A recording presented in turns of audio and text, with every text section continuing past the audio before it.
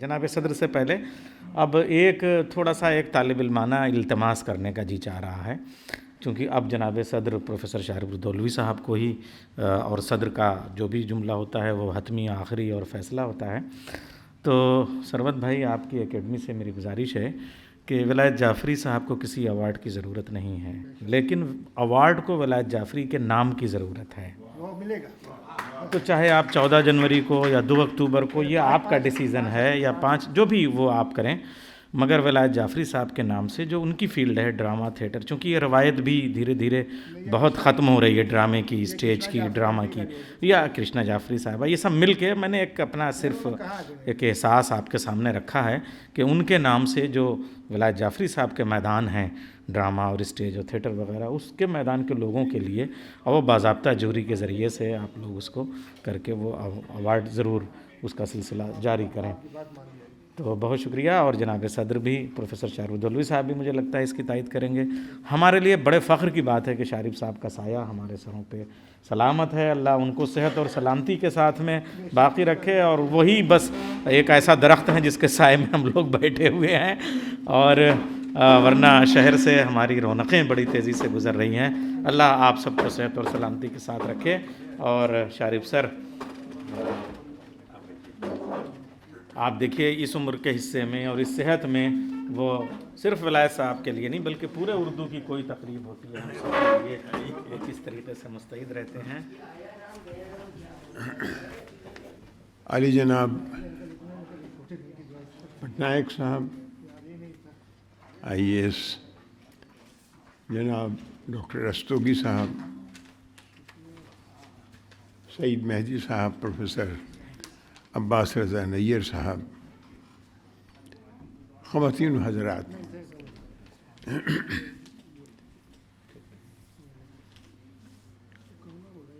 کیا عرض کروں اور بات کو کہاں سے شروع کروں، اس کا طے کرنا میرے لیے 2 باتوں کی وجہ سے مشکل ہو رہا ہے.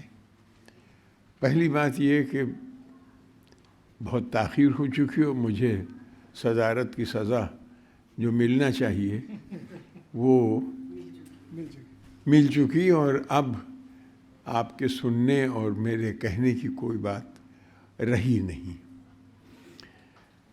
دوسری بات یہ کہ میرا ایسا تعلق ولایت جعفری سے رہا ہے کہ میں کیا عرض کروں کہ 1953 سے میرا ان کا ساتھ ہوا اور آخر وقت تک واٹس ایپ کے ذریعے ان کا ساتھ رہا. اس لیے میرے لیے بعض وقت مشکل بھی ہوتا ہے کہ میں کسی ایسے دوست کے بارے میں سیمینار میں بھی کچھ کہہ پاؤں، یہ ذرا مشکل ہوتا ہے. پھر آج یہ پہلا سیمینار ہے 2021 میں جس نے یعنی ولایت جعفری کی وجہ سے یہ خاموشی جو کرونا سے طاری ہوئی تھی وہ ٹوٹی ہے. حضرات، بہت سی باتوں کے بارے میں آپ کو علم ہو چکا. ولایت جعفری ایک ہمہ جہت شخصیت کے مالک تھے. وہ دوردرشن کے ڈائریکٹر اور آل انڈیا ریڈیو کے ڈائریکٹر ہی نہیں تھے، وہ ایک بہت اہم اور بہت بڑے کریٹیو رائٹر تھے. ڈائریکٹر تو معلوم نہیں کتنے آ کر چلے گئے اور آتے رہیں گے اور جاتے رہیں گے، لیکن جو جگہ بنا گئے، جو تربیت دے گئے ولایت جعفری صاحب، جو چیزیں کر گئے، جن کی ابتدا کر گئے، ان کا کوئی جواب نہیں ہو سکے گا. اور انہی خطوط اور انہی راستوں پر لوگ چل کر آگے بڑھ سکیں گے. میں ان باتوں کو دہرانا نہیں چاہتا جو ہم سے پہلے، ہم سے زیادہ پڑھے لکھے لوگ اور ان سے قریب ساتھی کہہ چکے. ایک بات رہ گئی. ولایت جعفری کو دوردرشن میں ڈائریکشن میں کسی چیز کے انوویشن میں لائٹ اینڈ ساؤنڈ پروگرام میں اتنی کامیابی کیوں ملی؟ یہ ایک سوال ہر بڑے آدمی کے لیے پٹنائک صاحب ہمارے ذہن میں آتا ہے کہ بہت سے لوگ تھے، بہت سے لوگ آس پاس کے ڈائریکٹر تھے، لیکن آپ ان کے نام نہیں جانتے. آپ کیا بات ہے کہ ہم ولایت جعفری کا ذکر کرتے ہیں؟ کون سی ایسی خصوصیت تھی جس نے ان کو اتنا بڑا بنایا؟ آپ سب شاید پوری طرح سے اس بات سے واقف نہیں کہ ولایت جعفری بنیادی طور پر ایک بہت اچھے افسانہ نگار تھے، اور ان کے افسانوں کا پہلا مجموعہ 1957 میں شائع ہوا تھا. جس آدمی کی بنیاد ذہنی طور پر جس کا ذہن افسانے سے بنا ہو، اس کے لیے یہ دوردرشن کی ڈائریکٹر ہونا، اس کے لیے کسی ڈرامے کو ڈائریکٹ کرنا یا کسی ڈرامے کو لکھ دینا کوئی بڑی بات نہیں تھی. پھر ان کا دوسرا مجموعہ بھی شائع ہوا. ولایت جعفری کے 2 مجموعے شائع ہوئے، اور آپ یہ سمجھیے کہ اگر آپ ان کی 57 کے مجموعے کو آپ دیکھیں گے تو آپ کو خیال ہوگا کہ اس وقت ولایت جعفری پڑھ رہے تھے یا پڑھ چکے تھے یا نکل آئے تھے جب وہ مجموعہ چھپا. لیکن دوسرا مجموعہ ان کا بعد میں چھپا ہے. ان دونوں مجموعوں کو اگر آپ سامنے رکھیں تو آپ کو محسوس ہوگا، میں پہلے مجموعے کی پہلی کہانی کا اگر ذکر کروں، وقت نہیں ہے ورنہ میں ان کی کہانیوں کے بارے میں آپ سے گفتگو کرتا، کہ اگر میں پہلی کہانی کا ذکر کروں تو آپ محسوس کریں گے کہ ایسی سماجی گہرائی اور ایسا جو حالات پر طنز جو ہم آج جن سے گزرتے ہیں، آج 50 سال 60 سال بعد، وہ ایک آدمی اپنی کہانی میں اس وقت لکھ گیا. چارباغ اسٹیشن میں ایک ہلکا سا اشارہ آپ کے سامنے کر دوں ان کے چاہے ایک ہی کہانی کا. چارباغ اسٹیشن ان کی ایک کہانی ہے. چارباغ اسٹیشن پر ایک مسافر ہے، ہم سب جاتے ہیں، لائن میں کھڑے ہوتے ہیں اور ٹکٹ لیتے ہیں، ٹرین میں بیٹھ جاتے ہیں. آج صورت کیا ہے؟ آج صورت یہ ہے کہ جب ہم لائن میں کھڑے ہوتے ہیں تو کوئی آدمی آتا ہے کہ کہاں یہاں کھڑے ہیں، ہم آپ کو ٹکٹ دلوا دیں، اور وہ کچھ پیسے لیتا ہے اور ٹکٹ دلوا دیتا ہے.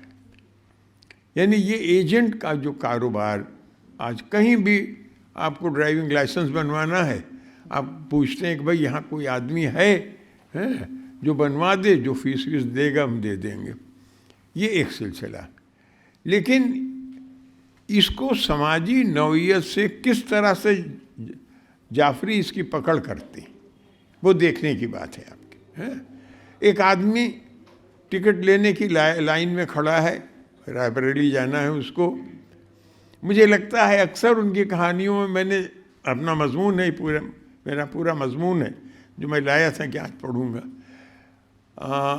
اکثر مجھے محسوس ہوا کہ مجھے اپنی کہانی میں خود جعفری کہیں نہ کہیں ضرور مل جاتے ہیں، اور بہت دلچسپ اور بہت خوبصورتی سے یہ معلوم ہوتا ہے.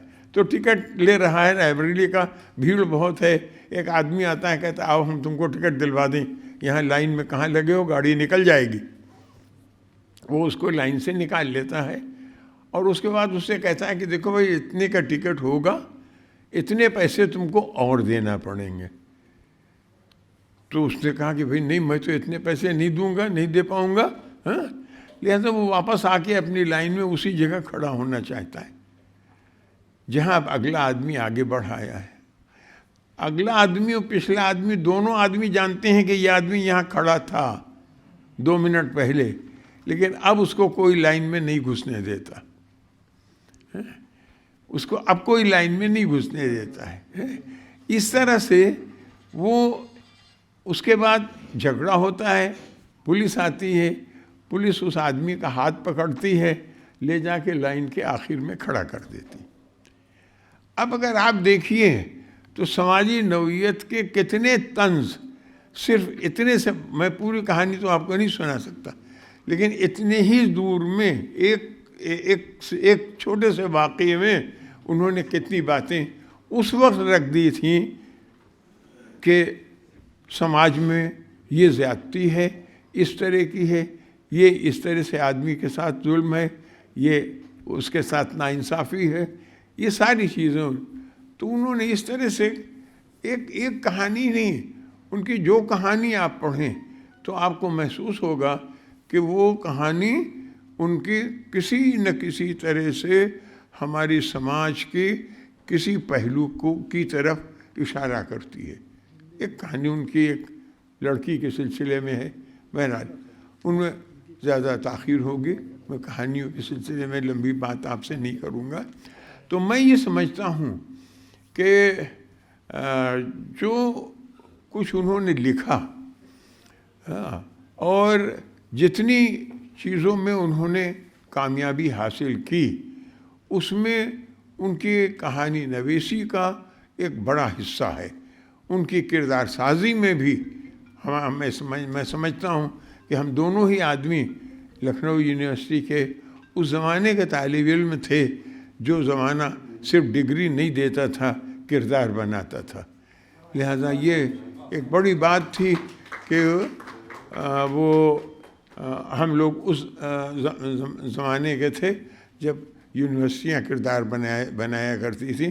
تو جعفری کو ہم آج پوری طرح سے دیکھ پائے ہیں, ان کی بہت سی چیزوں کے بارے میں معلوم ہوا, لیکن میں یہ سمجھتا ہوں کہ ایک ایسے سیمینار کی ضرورت ہے ان کے بارے میں جو ان کی تحریروں کے سلسلے میں. پہلی بات تو یہ کہ جو تحریریں وہ 2 مجموعے ان کے چھپے, ان کے بہت سے ڈرامے یا ان کے بہت سے ایپیسوڈز کی تحریریں مجھے لکھا کرتے تھے.